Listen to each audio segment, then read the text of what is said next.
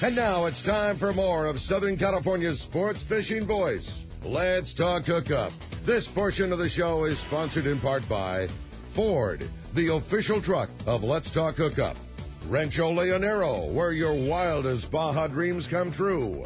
Maui Jim Sunglasses, the choice of the best captains. Shimano Rods and Reels, fish with the best. Shimano.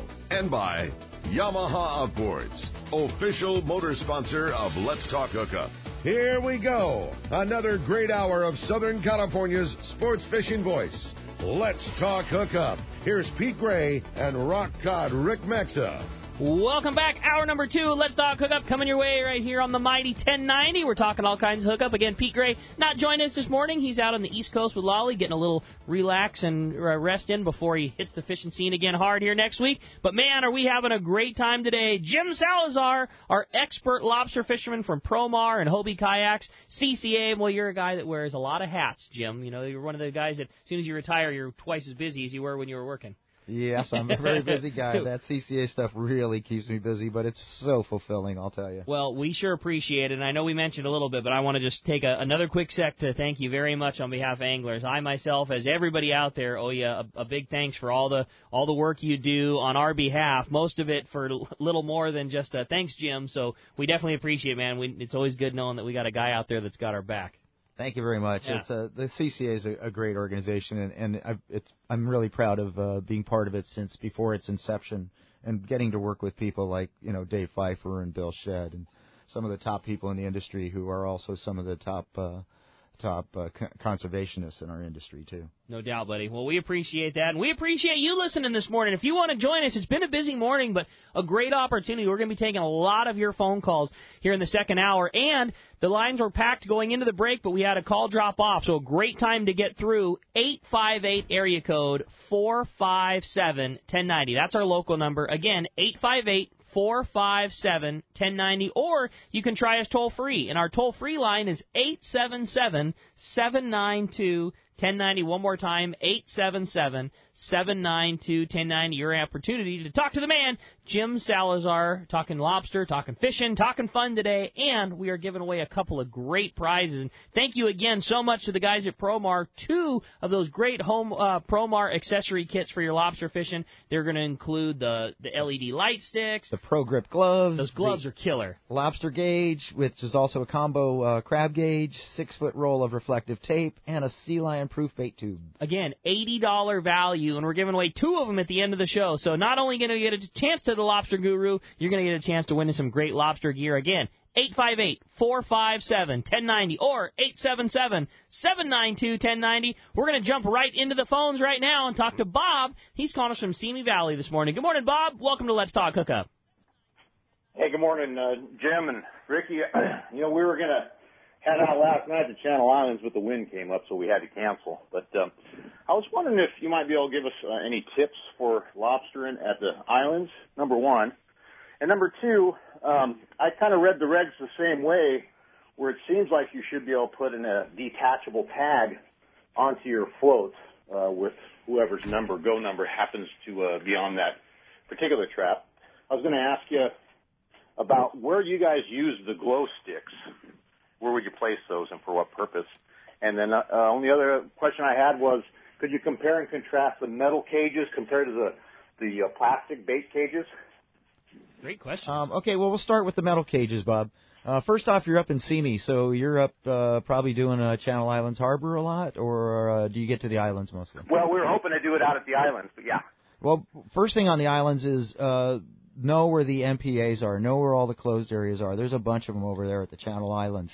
And know where those areas are, and then set up right alongside the edge of them, because that's where some big bugs are. Let's see. Glow sticks. You asked about glow sticks.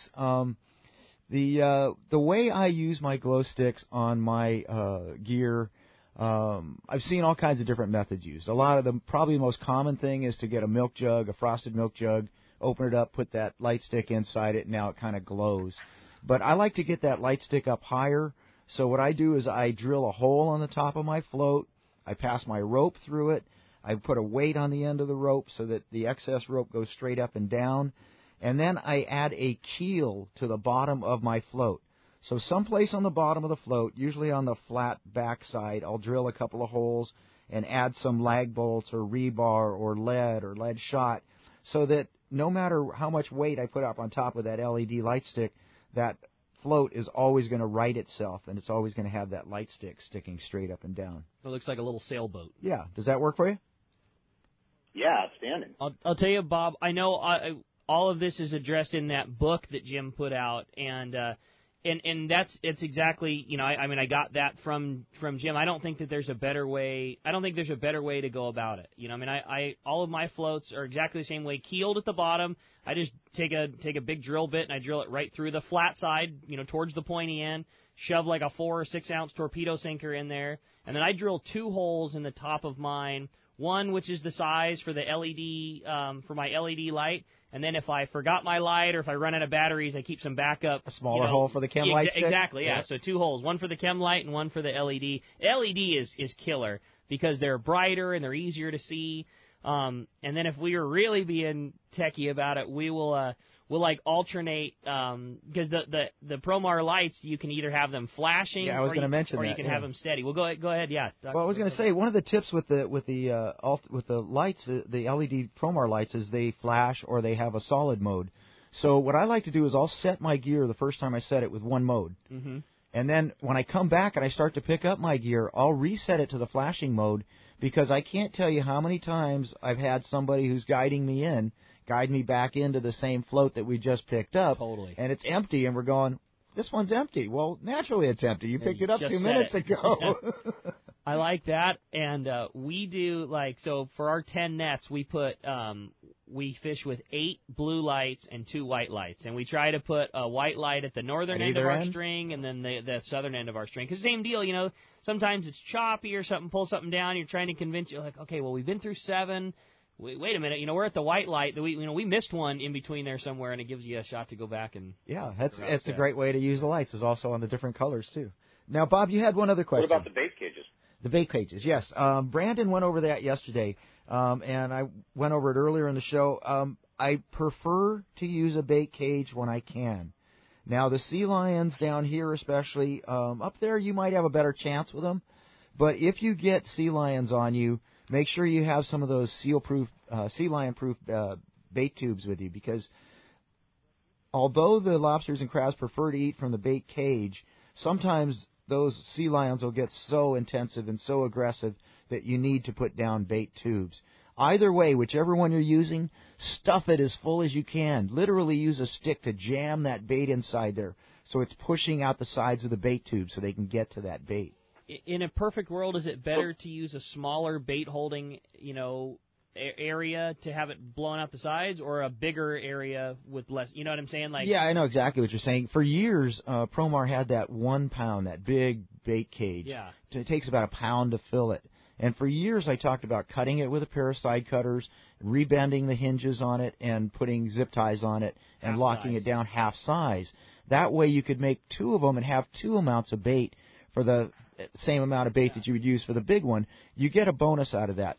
The big bonus is that it doesn't really take that much bait in the water to attract the lobsters and crabs.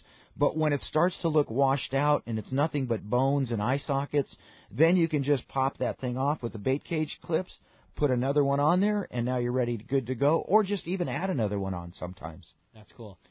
The bait cage clips is something we haven't talked about, too, that kind of relates to the bait tube or bait cage. Maybe you could go over what that is. Well, normally when you attach your bait cage to your bait ring on the bottom of your Promar net, you're going to have zip ties. And you're going to have to cut the zip ties off to put a new one on, and you're going to have the trash of the zip ties. So if you're using bait cage clips, they're nylon clips. They clip onto your bait ring on the bottom of your net. But they also have a low-grade stainless, like a key ring on there that you can attach, a split ring, exactly, that you can attach onto your bait cage or onto your bait tubes, and it makes it really easy to change it out, and you don't have all that waste, too. That's cool. You have another question there, Bob? The plastic bait tubes. Yeah, the plastic bait tubes. They're strong enough, and the circumference of them is so large that the sea lions can't crunch down on them. Is that the idea? Yeah, you could actually stand on those things and you couldn't crush them. Well, not with my 160 anyway. I'll tell you, Bob, Okay. I hate to say it, but San Diego can be some of the most just sea lion infested areas, and those things work, man. If there is something that is even the teeniest bit not sea lion proof, they will get through it, and those things, they stand up, man. It is a very, very good alternative when you just can't get around those stupid seals. They're all escapees from Mission But Bay the at sea lions- SeaWorld. Go ahead. The sea lions don't go after the bugs? No, you know what? I do a lot of GoPro R&D camera work, and when the sea lions come in and attack your bait, the lobsters on a conical net will retreat back into the relative safety of the corner of the net. And once that sea lion's gone, they'll come back out and start eating again. And I've never, ever, in all the GoPro work I've done, ever seen a sea lion grab a lobster out of the cage or out of the net. They're always grabbing the bait cages is what they're trying to do. Really? Okay. I always figured that they probably weren't eating the lobsters, but I just, kind of like what Brandon mentioned yesterday, I just can't imagine lobsters are too hip to wanting to crawl up the walls of your conical net when there's some 600-pound seal sticking his head in there trying to thrash your bait out of it. Exactly. Well, Bob, good luck with the lobster, and that answer your questions for you? Yeah, thanks, guys. Really appreciate it. Have a great weekend. All right, buddy. Thanks for Appreciate calling, that Bob. very much. Hey, let's go to another guy that I know likes getting his lobster on, and that's Scott Sherman from Snap Insurance. What's up, Scott?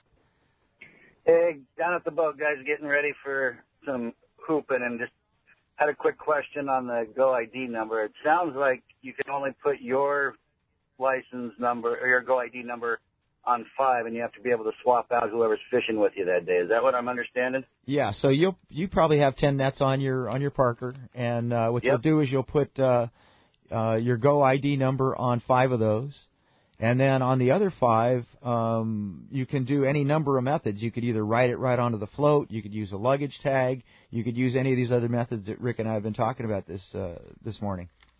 So there is definitely not a problem having multiple Go ID numbers on one float. No, and I think you're going to end up with a whole bunch of them on your guest float all the time. You're going to end up with a whole bunch of numbers on there.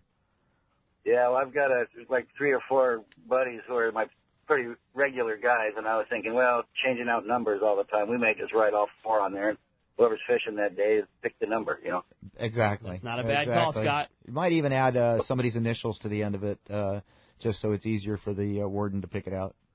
Scott, Gotcha. I know you shot us a text of your buddy that had a great dive, and Jim was talking about some good fishing, but maybe some slower fishing up north. What's the word from your lobster crew down the San Diego way?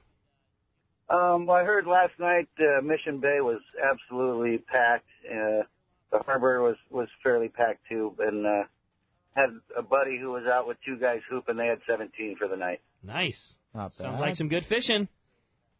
But 3 guys, sorry. But, Yeah. Well, I figured they tossed a couple back. Yeah. Oh, wait a minute.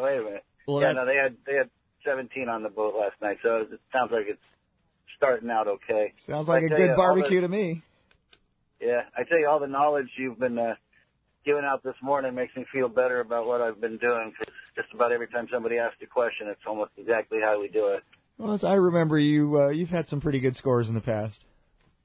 Yeah, we're after 10 years on the kayak hooping for these things, I finally started to figure out a little bit. But I tell you, that keel on the bottom of the float, I just get a long drill bit, drill a hole all the way down, and shove about a 8-inch section of rebar down inside there, and that light stays on top all the time. That's probably the best thing. That and just the sinker to the tag end are probably the 2 best things, Jim, that I think I've picked up from you along the way. That just makes life so much easier. Yeah, because, with those milk, you do the milk cart things, which glow nice and they show up from a good distance, but you're always getting that messed up with your regular buoy and everything else. It's just so much easier when you're done, take the light out of the hole and wrap everything up, and you're good. When you set it, you drop it down, you shove the light in the hole and drop it, and it always rights itself. It's the perfect way to go. Keep it as simple as you can. Although I'll tell you, if you line up 20 boats at the launch, you're going to get 20 different ways of rigging. So No doubt. The whole idea is just to keep that rope out of your prop. Yeah, amen. Sherm, appreciate All right, the phone call, buddy. Good luck tonight. Hope you rope the lobsters.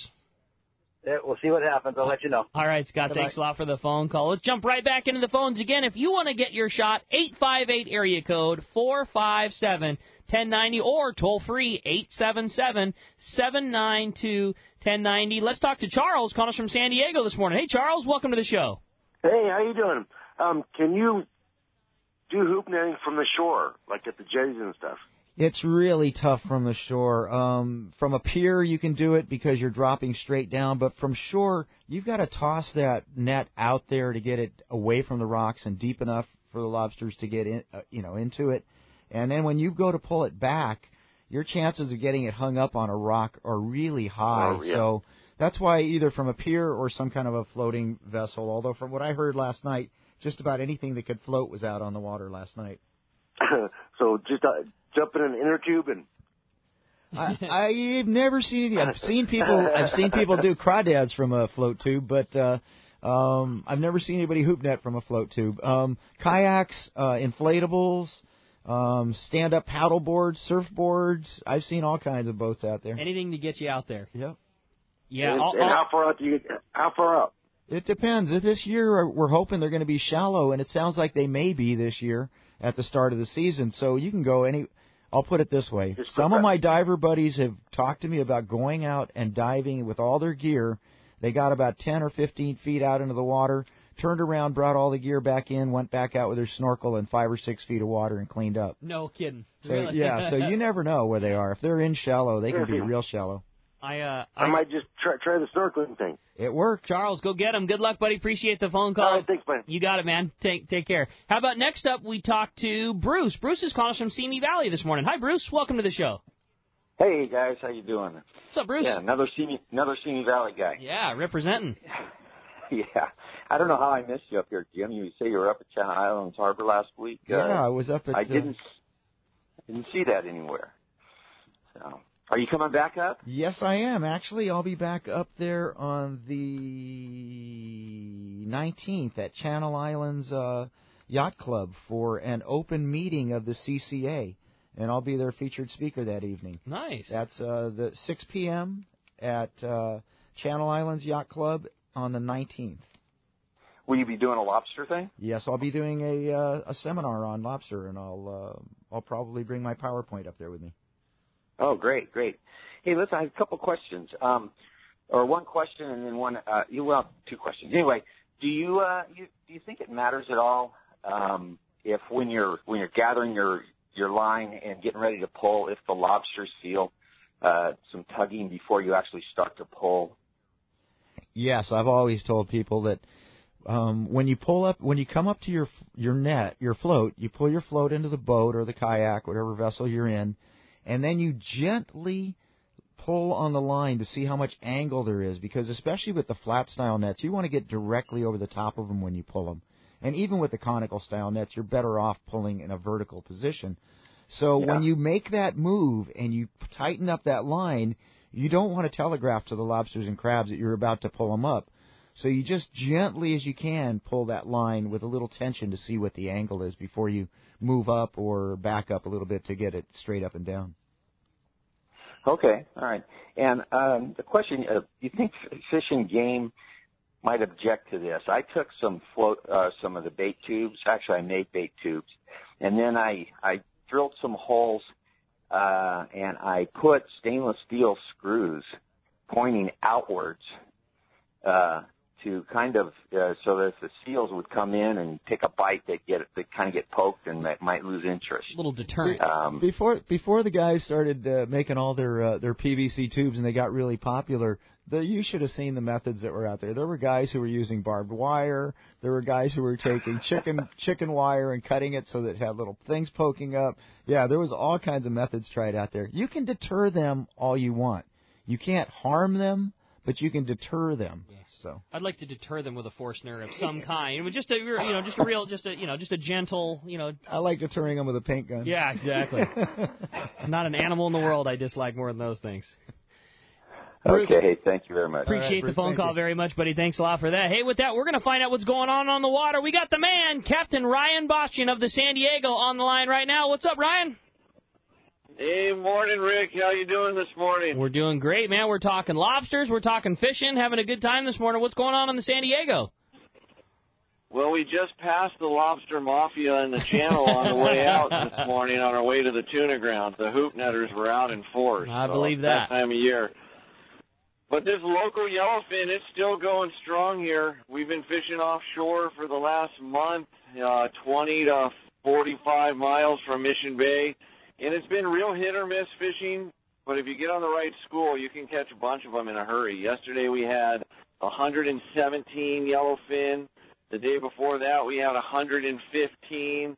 We missed the day before that and only caught 5 or 6. It's that style of fishing, which I'm sure you guys have heard of, where it only takes one stop to make your day. It's kind of like being in a home run hitting contest. You're either going to strike out or you're going to knock one out of the park. And we're headed out here today in beautiful weather, a nice load of passengers, beautiful load of bait. There's still some excellent fishing going on right now, and the reservations for everybody are extremely light next week. So if you're looking to get on a boat with possibly not very crowded and catch some yellowfin tuna, the opportunity is still here. No doubt. You know, we talked about it yesterday, Boog, how crazy good that fishing was. We were giving away a trip to go fishing with you yesterday on the show, and it's just crazy how good and how consistent that things have been. Like you say, I know there's always opportunities to strike out, but, you know, I remember years and years ago fishing with Bobby Williams on the Mission Bell when there was 9 yellowfin tuna caught on a 3-quarter-day trip, and the boat was sold out for a week at a time for an opportunity to see one. And now you bring that San Diego in with 100 tuna just day after day after day. It's incredible the fishing that's going on that's so close to home, and an opportunity to get in on good yellowfin fishing, sleeping in your own bed at night. And overnight numbers on your boat, man. It's incredible. It really is incredible, the type of fishing that we've all gotten used to. You know, we'll come out here and catch 50, 60 yellowfin, and it feels like we didn't catch anything sometimes. We're all kind of spoiled. We're trying to not get like that, but the fishing's been so good the last 3 years that it's just kind of happened to all of us. Yesterday, late in the day, we got a look at those giant bluefin that you like to fish for, Rick. After we caught our yellowfin, we started looking at some new water to see what was around, and we ran into some great big bluefin. We never caught one. We made a couple stops on them. We weren't prepared for them. So those things are still around real close here as well, but we're mainly targeting the yellowfin. I've already heard of some good stops here this morning, so we're hoping we can get a piece of it. All it takes is one stop. So you guys should come out and see us. We're online every single day. If you'd like to make a reservation, call Seaforth Sport Fishing at 619-224-3383, or you can check the boat's website, www.thesandiego.com. We'll let you know how today goes. We do fish reports every single day. Come out and see us. Great job, Bug. We appreciate you keeping us up to date. Glad to hear the fishing's going so strong, and couldn't agree more, man. What a great opportunity with the crowd starting to lessen. It's a great opportunity to go fishing aboard the San Diego and get in on this awesome season of yellowfin fishing. Ryan, we appreciate the phone call. Good luck with the rest of the day. Thank you, Rick. All right, appreciate that very much. We'll look forward to seeing the website tonight on how you guys finish up. Appreciate it very much. Hey, with that, it's time to find out what's going on up and down the coast. We've got our fishdope.com report coming your way, which today is sponsored by Gamakatsu Hooks.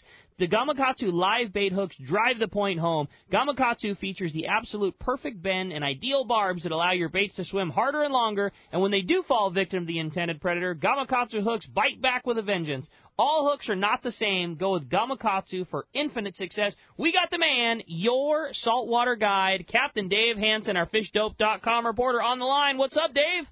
Hey, good morning, Rick. Good morning, Jim. Good morning, Dave. Here comes the real entertainment on the show.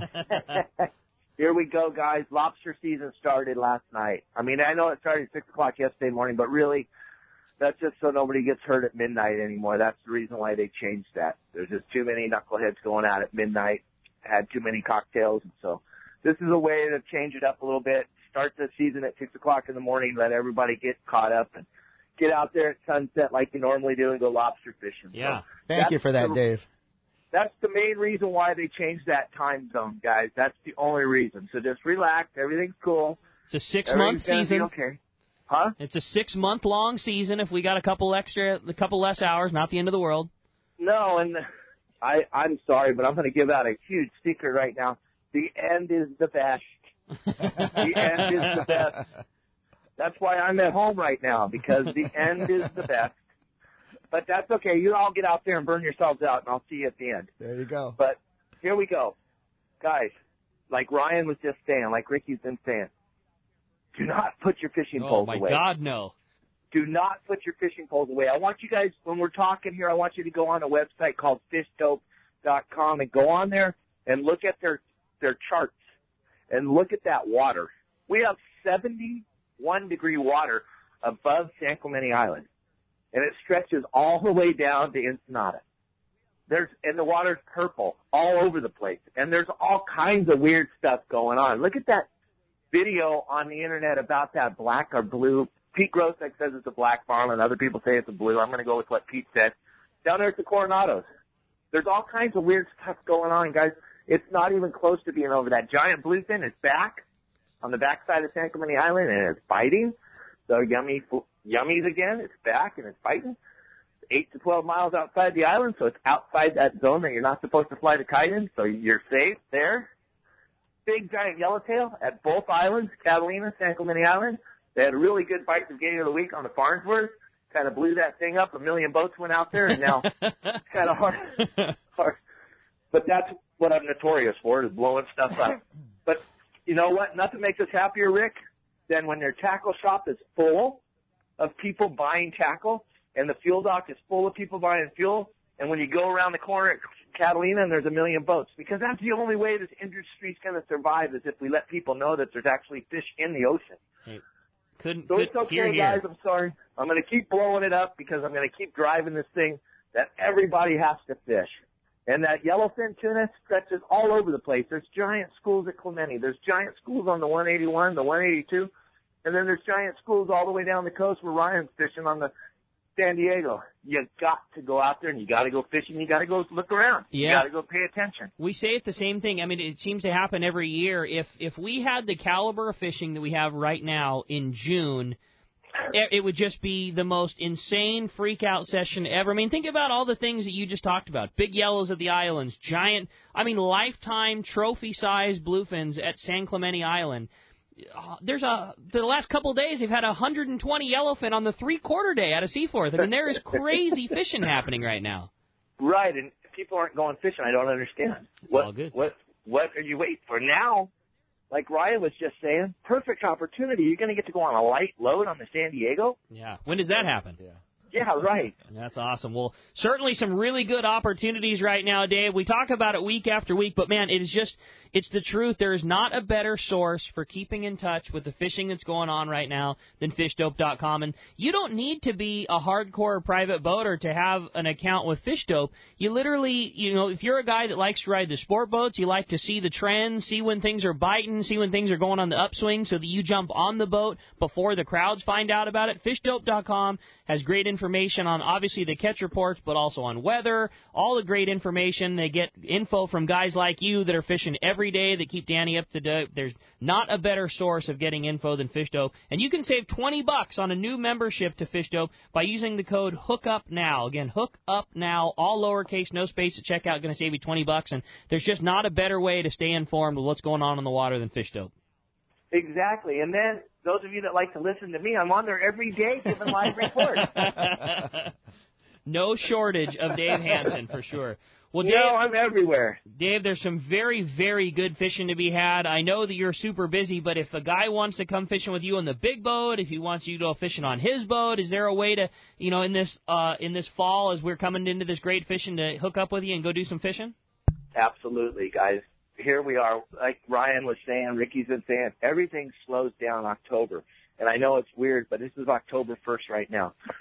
And everything's slowing down. People are, I don't know what they're doing, but I guess they're getting ready for Christmas. But now's the time to book a trip on the big boat. No doubt. Come with me on the big boat. Come out, see how we fly the kite.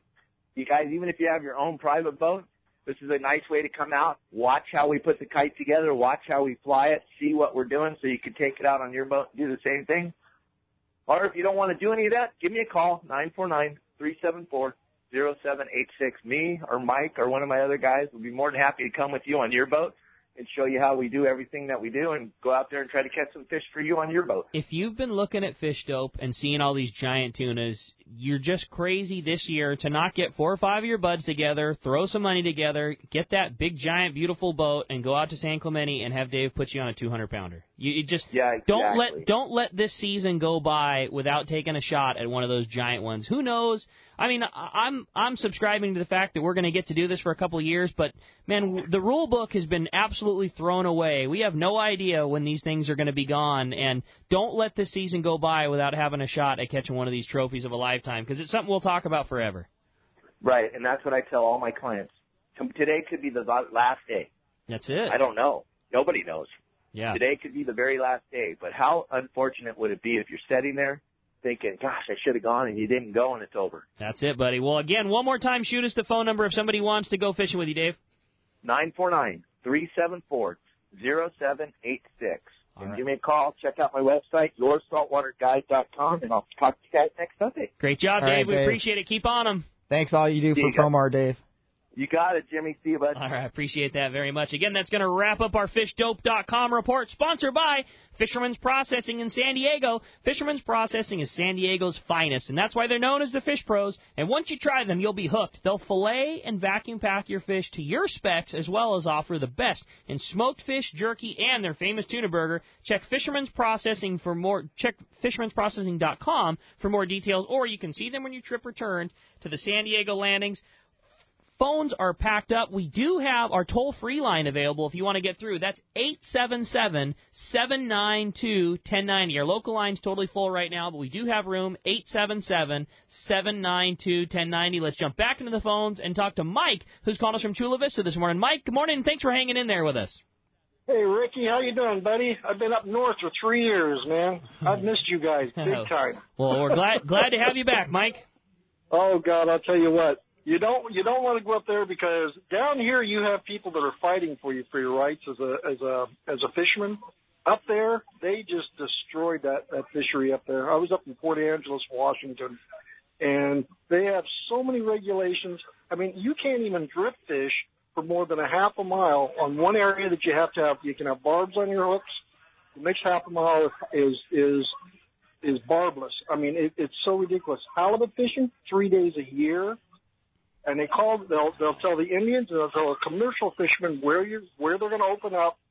For 2 weeks, they go in there, commercial fish that area, then they open it up to the sport fishermen. Wow, that's how bad that it's gotten up in that area. For 3 days, huh? For 3 lousy days. Well, that's why we're so fortunate to have guys like Jim on behalf of CCA, and I mean that's exactly that story right there is the reason why we stress it's so important to be a part of CCA and be a part of the guys that are making sure that doesn't happen in our backyard. I know it. I'll tell you what, I learned a lot when I was away from this place. Southern California, and you guys especially, Let's Talk Hookup Group, have kept people informed. Up there, they don't keep people informed about nothing. And they'll sit out there and they'll watch you very closely. I mean, you go fishing, they've got eyes on you. They must have half the people up there are fishermen. Gotcha. Just well, ridiculous. We appreciate it, Mike. Good words. You got a question for Jim? Yes, I do. Go ahead. I've been gone, like I say, 3 years. Have they changed any requirements as far as the height on the Chronicle nets? I know before it was like a 12-inch height limit or something like that. You know, Mike, I really can't say off the top of my head what exactly the what exactly the regulations read. But if you go to the DFW website or you get one of the saltwater pamphlets, they literally have the dimensions of the flat nets and the dimensions of the conical style. The maximum opening on the top, the minimum opening on the top, the maximum dimension, the maximum height that it can be. It has all those dimensions that are written down in the regs. But anything that was produced by Promar before, now, during, everything that Promar makes is a perfectly legal net, and the new Ambush XL is built to the letter of the law, the biggest hoop net that's allowed. Yes, both the Ambush XL and the Eclipse net are both built to those maximum standards. Now, is an Eclipse still available? Yes, the Eclipse is still available. It's not selling quite as well because of that Ambush net. It's gotten so popular. But there's still a lot of guys who like to have the collapsible style in net. Portability of that the Eclipse offers. Yeah, there's a lot of guys who like to go to the island and collapse them down, put them up on top of the T-top or something, or up front. There's people who travel with them that like them to collapse. So. See, that's what I thought at first. I thought, well, the Eclipse is the killer one, but that ambush, they just stack on top of each other so nice. For me, that's the only way to go. They stack so neatly. I agree. I always was thought that, well, I'm definitely going to want the collapsibleness that the Eclipse provided, and not that it's not a bad net. It's a great net, and they fish really, really good. I just can't wait for that Ambush XL because my mind thought that, well, I thought the Eclipse in a perfect scenario probably fished a little better, but I liked the ease of the Ambush because I liked how big that Eclipse net was. Now that we got the Ambush, it's the same size Eclipse, game over. It's on. Well, you'll have 3 of them in your trunk. It's just up to you and Pete whether you I will definitely have 3 in my trunk. I don't know what Pete's going to do about it. Hey, Mike, appreciate the phone call very much, buddy. Thanks a lot for that. Hey, when we come back, we got a lot more Let's Talk Hookup coming your way. We're going to be taking more of your phone calls, more catch reports, more great information with Jim from Promar. You stay tuned. It's Let's Talk Hookup on the Mighty 1090. Hey, everybody. This is Captain Dwayne Diego, 4-pack charter captain, here to talk to you about Parker Boats and the good folks at West Coast Marine. When it came time to start Pinnacle Sport Fishing and get my own boat, there was only one choice. I wanted a Parker. Then there's a real good reason for it. The fishability and seaworthiness. I've been fishing on Parkers for years now, and I know the abuse they can take. Parker Marine builds a heavy-duty, industrial-strength boat. Probably overbuilt, but that's what I need when we're out 12 hours a day, over 300 days a year, running charters. The guys at West Coast Marine built me one heck of a fishing boat. From the custom tower with steering and throttle controls to the backup bait pump system, my Parker 2520 XLD will deliver me to the fishing grounds reliably and safe. Take it from me. If you're ready for a new Parker at a fair, upfront, honest deal, you need to see Kevin Kelly at West Coast Marine, located at 1555 Newport Boulevard in Costa Mesa, or check them out and their inventory and information online at westcoastmarine.com. This is Chelsea from Dana Landing in Mission Bay. We are truly the one-stop shop for a great day on the water. Looking for a fishing charter? Dana Landing has you covered with the Blackjack. Perfect up to 4 anglers, or the Impulse up to 6 anglers in comfort and style. Dana Landing has a huge tackle shop with everything you need to go fish bay bass, tuna, or marlin, and our staff will dial you in. We even have Mexican and California fishing licenses and reel repair. Our deli at Dana Landing is a local's favorite with all the food, ice, and beverages you need. Hey, need freshwater tackle? Head to East County Bait and Tackle, the ultimate in rods and reels, the latest freshwater lures and live bait. ECBT has a staff second to none when it comes to sharing their passion for fishing. ECBT is at the end of the 67 freeway on Mapleview and Lakeside, and Dana Landing is next to the Dana Launch Ramp in Mission Bay. Check out danalanding.com for more details. Take a ride and be amazed. That's exactly what you had the chance to do when the Seakeeper demo boat made its Southern California tour. You had your chance to experience just how smooth the ride can be. By eliminating boat roll, Seakeeper transforms everyone's experience on the water. You go from sick to smiling, and memories turn from never again to best trip ever. The Seakeeper boat is now up the coast at the Southern California Boat Show at the Cabrillo Way Marina in San Pedro this weekend. This is your chance to check out the Seakeeper 3, optimized to eliminate up to 95% of boat roll on boats between 30 and 39 feet. Even better, you'll see this gyro is so small it can fit inside a customized leaning post. To check out the Seakeeper demo boat, come out to the Southern California Boat Show at the Cabrillo Way Marina in San Pedro, the heart of Los Angeles Harbor. Go to the Seakeeper website, seakeeper.com, and check out the Seakeeper. Seakeeper.com. Take a ride. Be amazed. He's not just my fishing buddy. After 30 years, he's a brother, and I'd sure hate to lose him. His bass boat's got nothing to do with it. So I make sure both of us wear a life jacket. Save the ones you love, even if they don't own a fancy boat. A message from California State Parks Division of Boating and Waterways. Are you feeling that itch to get out on the water? Come fishing on the American Angler and reacquaint yourself with some familiar faces and make new friends. Captain owners Brian Kiyohara and Sam Patella take pride in every aspect of the American Angler operation, from their loyal and trusted crew to the sashimi-grade fresh fish you'll take home. It's easy to find a vacation that fits your schedule. We have everything from day-and-a-half to 10-day trips and longer. Call me at the office, 619-223-5414, or check us out at AmericanAnglerSportFishing.com. We want you to become a part of the American Angler family. XEPRS 1090 AM Rosarito, Baja California. San Diego's sports leader. The home of ESPN Radio. The mighty 1090. Welcome back to Let's Talk Hookup on the Mighty 1090. We were talking about it during the break. You hungry? Because I know I am. Anytime I see this guy's name pop up on the screen. And that's our buddy Yanni from Fisherman's Belly is on the line right now. What's up, Yanni? What's cooking, Yanni? Oh, my God. Hey, that's a pretty good intro there, Rick. Oh, my God. And, Jim, what in the world are you doing? How come you're not out fishing, Jim? Hey, back off, Yanni. It's hard enough for us to get him away for 2 hours. You don't got to convince him to get back out there. Life is getting in the way. Oh, my God. Well, it's great to hear you guys this morning. Listen, my new recipe is something that's really, really exciting. It's something that I've always wanted to do, but I don't have the opportunities to do it. And what I'm talking about is actually grilling a whole small yellowtail. Now, every once in a while we go out fishing for yellowtail, and we end up catching these small ones, you know. Catch and release is always a great idea, especially with the smaller ones between 5 and 10 pounds. But every once in a while you're going to take home a 7 or 8 or a 9 pounder. Sure. And it happened to us when I was fishing with Pete Gray a couple of weeks back.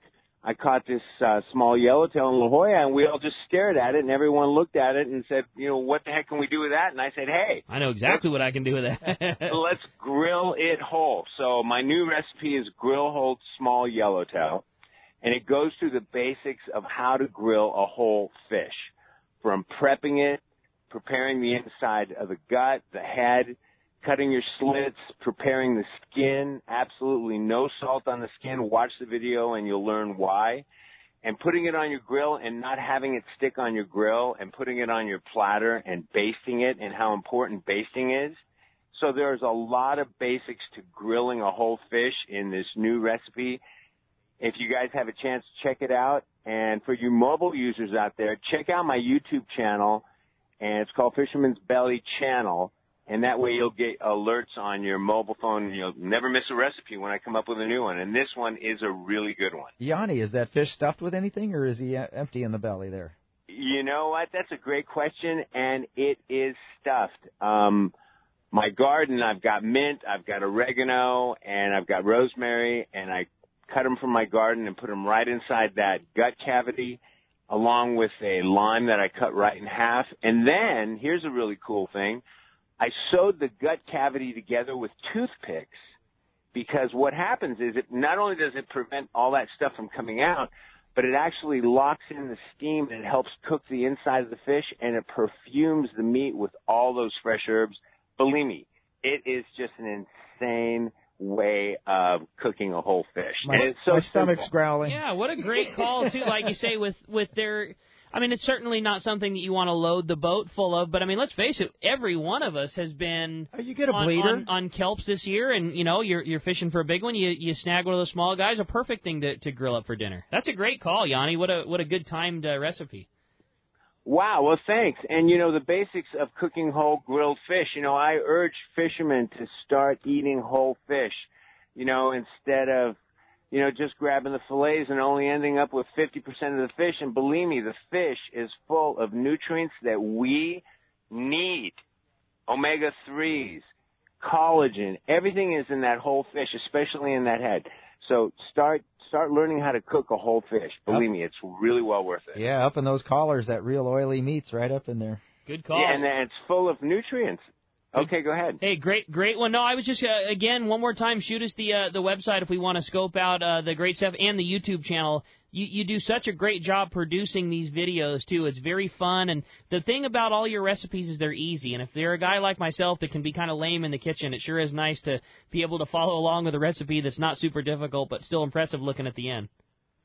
And tasty. I know. I really work hard in trying to keep everything simple, because I always keep in mind my friends who, you know, have a hard time boiling an egg. So I gear my recipes for those people. That's awesome, Yanni. And where do we find him?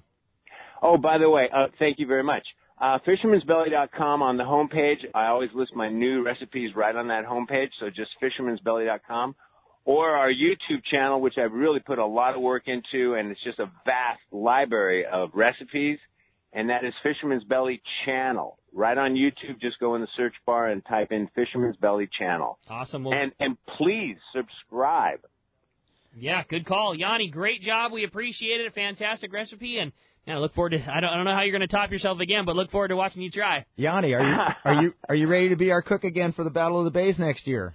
Absolutely, Jim. I certainly am. And are you going to come up with any lobster recipes this season for us? Oh, there you go. That's a good idea. Jim, I'm telling you, thank you so much for asking. As a matter of fact, I am strategizing the whole lobster season, and I'm really looking forward to doing a lot of really neat lobster recipes, including lobster breakfast recipes, because I find myself catching lobster at night, coming home, not being able to sleep, and wanting to eat lobster first thing in the morning. So I'm going to come up with some lobster breakfast.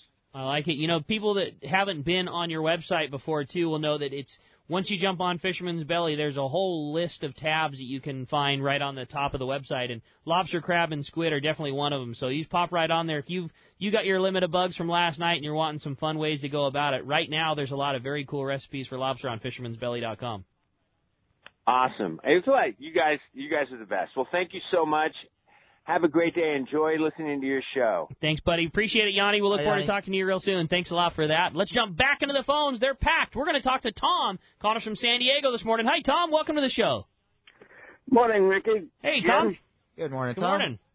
Jim, thank you very much for the seminar at Turner's in San Marcos. I learned a lot. We took it out last night and tried it. If there is one good thing about the ramp closure, I'm not saying it's a good thing, but it sure made hooping in the bay easy last night. Because there wasn't the traffic that there usually is. I heard you could walk from buoy to buoy in Mission Bay last night, and it sounds like there's a little more room to spread out in San Diego, huh, Tom? Oh, there was. I mean, we made 4 or 5 different drops in different places, and we were all alone. They kept looking around saying, what's wrong? You know, do we have the wrong day? That's too funny. And that's a good bit of news. And did we have some success? Yes, we did. Nice. Right on, Tom. Well, good going. So we're grilling lobsters tonight. That's for sure. Excellent. Well, I appreciate the report, Tom. Glad you guys had such success. Yeah. All right, thank you, guys. All right, thank you, Tom, for the call. Thanks a lot for the phone call very much. All right, another very patient caller, Steve, who's calling us from Costa Mesa this morning. Hi, Steve. Welcome to the show. Yo, Steve. Steve, are you there? Yeah. There you go. Good morning, Steve. Yeah. Sorry about that. It's all right. Go ahead. On the boat. You were on hold for a long time. You totally get a free pass. All right. Yeah, I was just sanding the rubber rail down the boat. But anyway, I'm curious. What do you guys think about the water temperature? Do you think that's going to affect it like it has the last couple of years on the El Nino? You know, we're hoping it gets back to normal. You know, the diver friends of mine are saying that it's looking more like a normal year the way the lobsters are spread out. Our water temperatures were a little more normal this year. It's starting to cool off. I'm hoping that they'll be in shallow, and then they'll get in deep, and then they'll be in shallow again. It'll be a fun year in the shallow waters. Yeah, I sure hope so, because fishing at 200 feet of water wasn't much fun. You know, with an ace-line hauler and that new Bulldog on there and that new high-torque motor on there, that rope just coils itself right up. I don't find it a problem at all. Gets up on the boat, you can have a margarita before it gets up there. Exactly. I'm with Steve. I like the ones where when you're pulling up on it, you look down, you can already see your bridle float, down there because you're in that shallow water, and it's two lifts and she's in the boat. That's 2 lifts and it's hitting your feet. Yeah, that's my favorite. That's my kind of fish too. I'm with you, Steve. Well, let's hope we get back to it, and we appreciate the phone call very much. And don't forget, you're in the running for that killer $80 accessory pack from Promar, Steve. We appreciate the phone call. All right, thanks, Thanks, guys. buddy. Have a good one. You too. Thanks a lot for that. Good luck sanding that boat. How about next up, we talk to Rob. He's calling us from La Jolla this morning. Hi, Rob. Welcome to the show. Yeah, good morning time, guys. Good morning, Rob. First of all, have they changed the amount or how many you can get as far as lobster goes on your quantity? Same old rule, 7 in possession. Unless you have a multi-day permit, then you can be in possession of 21 lobsters. And that is, with a multi-day permit, though, one needs to spend, X amount of time on the water. It has to be proved, that kind of thing. You can't just get one and go get a bunch of extra lobsters. Is that right? Yeah, exactly.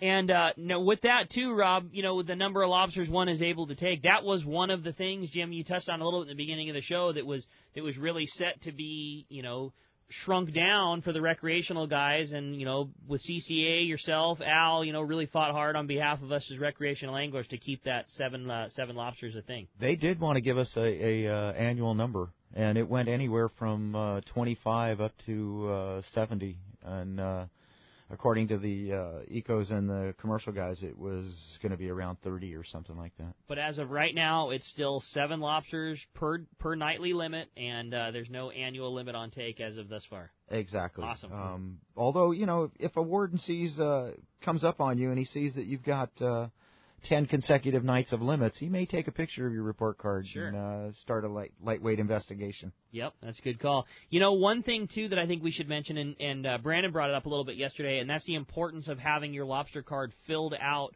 while you're on the water. That when you're in a location with gear in the water and you come up on, you are supposed to have made the notation already that you're fishing on the actual day that you're on, the type of gear that you're using, the location that your gear is in. You definitely want to... You don't want to fill your lobster card out at the end of the night, because if you're checked on the water, the law states that thing needs to be filled out. Well, 2 things you want to do. You want to have that thing filled out before you go out with the date, the month, the day, the type of gear, and the location.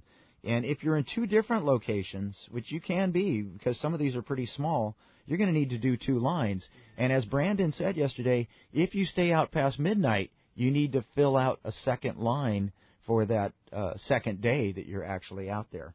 And everybody on the boat needs a lobster gauge, so you should have extras on the boat.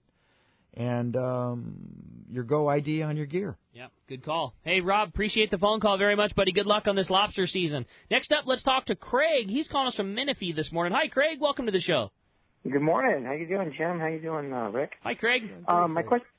My question is, do you ever use weights on your nets when the current is ripping or you're going down deep in order to keep your nets on the bottom? Because some of them are kind of light and they just kind of, I notice they slide, especially like when it gets to a sandy area and it slides into the rock or just to keep it in place. Do you ever weigh down your nets? Yeah, I'm glad you mentioned that. We have a competitor that came out with a net last year that looks very much, it's actually a copy of our Ambush XL.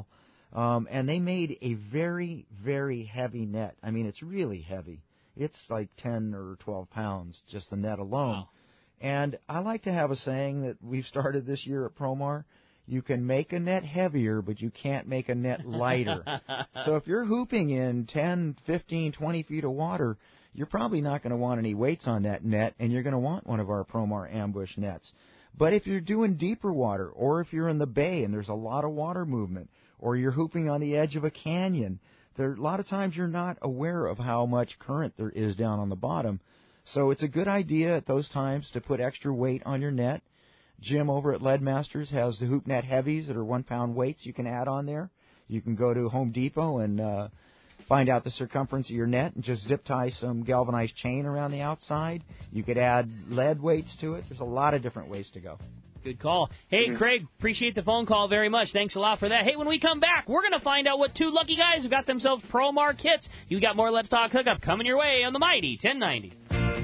If you've been searching for that perfect inshore and offshore boat, Defiance is the one. Go far and stay dry is the Defiance slogan. And that is exactly what you get in these overbuilt trailerable offshore boats. Inland Boat Center has the Defiance you are looking for in stock, ready to fish. A huge 2.5-acre indoor showroom and over 300 new and pre-owned boats for everyone. Family owned and operated. Their customer service is the finest available. They take trades of all types and offer amazing financing deals. Check out Inland Boat Center's inventory of Defiance Pilot House boats online, including the Admiral 22 and the San Juan 25. Solid construction with no wood to ever rot. Defiance boats are built to last. It is the peak of the season, and the Defiance boat deals have never been better. Along with great financing, you could be fishing next week in your new boat for much less than you ever thought possible. Inland Boat Center, 681 East Jacinto in Paris. Check the website for the current inventory and more at inlandboatcenter.com.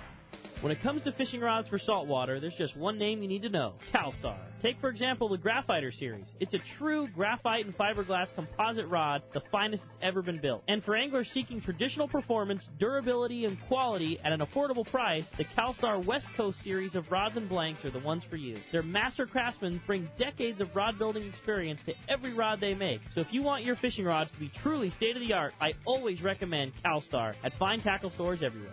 This is Captain Tim Ekstrom from the long-range vessel Royal Star. With my partners Randy Toussaint and Brian Sims, we have set the bar for the long-range fishing experience. A spring 8-day, summer 5-day, or a fly-down, fly-back 11-day winter trip, we deliver the highest quality long-range voyage you will find. From our premium RSW fish storage to our top-of-the-line chefs and crew, Royal Star distinguishes itself from all others. Want to grab a spot on the Royal Star? Check us out at RoyalStarSportFishing.com or call Tracy at 619-224-4764. For East Cape Fishing, Jen Wren is known as the best. This is Mark Rayer. Great service, top quality equipment, including all accurate reels, CalStar rods, and Cibrian electronics, has put my immaculately maintained twin-engine cruisers in a class of their own. For memories of a lifetime, just bring your hat and sunglasses, and we'll provide a fishing experience that will exceed your expectations. Our calendar's filling fast, so don't miss out. For packages, 2 live webcams, a weekly fishery report, and more, check out TeamJenRen.com. We pick up at all East Cape resorts, so let's go fishing. Welcome back to Let's Talk Hookup on the Mighty 1090. I want to say congratulations to the big winners. The full Promar accessory kit going to Bruce in Simi Valley and Mike in Chula Vista. Guys, congratulations. Nobody makes better lobster gear than the pros at Promar. And Jim, 2 hours just flies by every time you're on here. Cannot begin to thank you enough, not only, one, for spending your couple hours with us, talking us all into dialing ourselves in for hoop netting, but just everything else you've done, keeping the regs the way they are, all your work with CCA. We just want to, one more time, thank you so much for all the great stuff you do for us fishermen. Thank you, guys. Go to www.promarnet, and also please join CCA, Coastal Conservation Association of California. It's a very important organization, you guys. Thank you so much. Couldn't agree more. Great job, Jim. We appreciate it and look forward to seminars throughout the year. Look forward to seeing your next one, and we look forward to having you on next week. We got another couple of great shows for you. Saturday, Captain Benny Florentino from Coastal Charter is going to be joining us, and then Sunday, Captain Fred Huber from the Daily Double. Another couple of great shows coming your way in the Mighty 1090. You stay tuned. The CS Keys show is next right here on the Mighty 1090.